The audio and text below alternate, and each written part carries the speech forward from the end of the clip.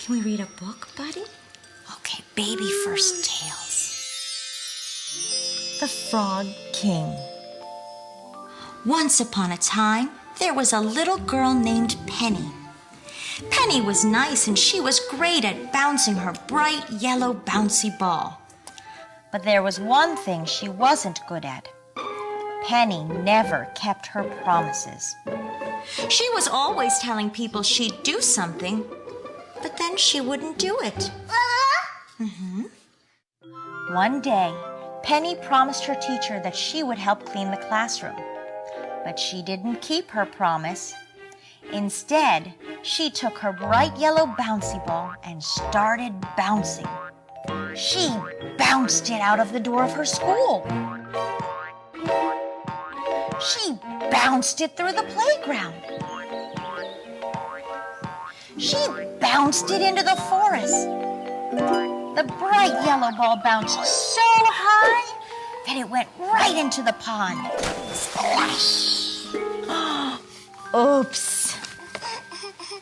Penny put her hand in the water to see if she could grab her bright yellow ball, but the water was too deep.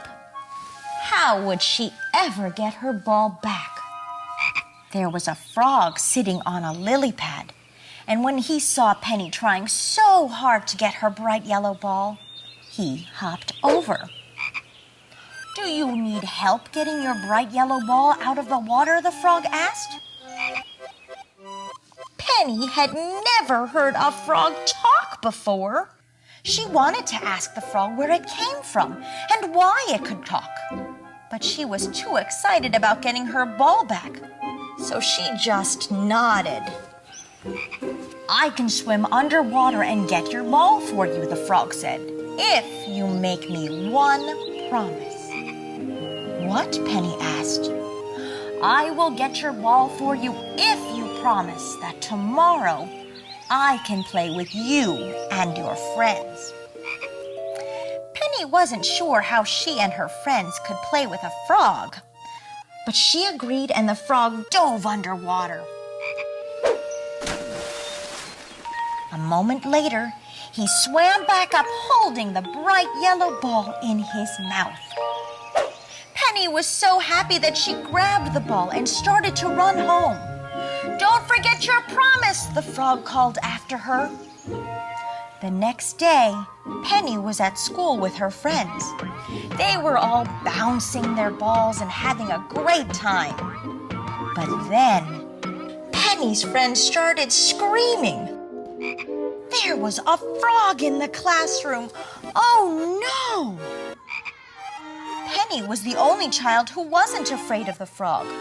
She marched right up to it, put her hands on her hips, and asked, "What are you doing here?" The frog gulped. "Don't you remember your promise?" Penny shook her head. Penny never remembered the promises she made. The frog looked sad. "I helped you get your ball out of the pond, and you promised that I could play with you and your friends today."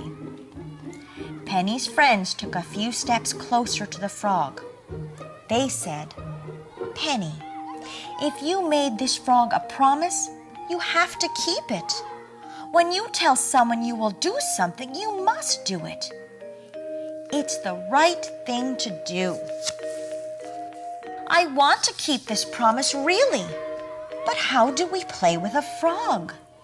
He can't bounce these balls like we can," Penny said. "Why don't you let me give it a try?" the frog said as he held out his flippers. "I might just surprise you." So Penny bounced her bright yellow ball over to the frog, and as he went to catch it, something amazing happened. In a swirl of sparkles, the little frog turned into a real live boy. Poof!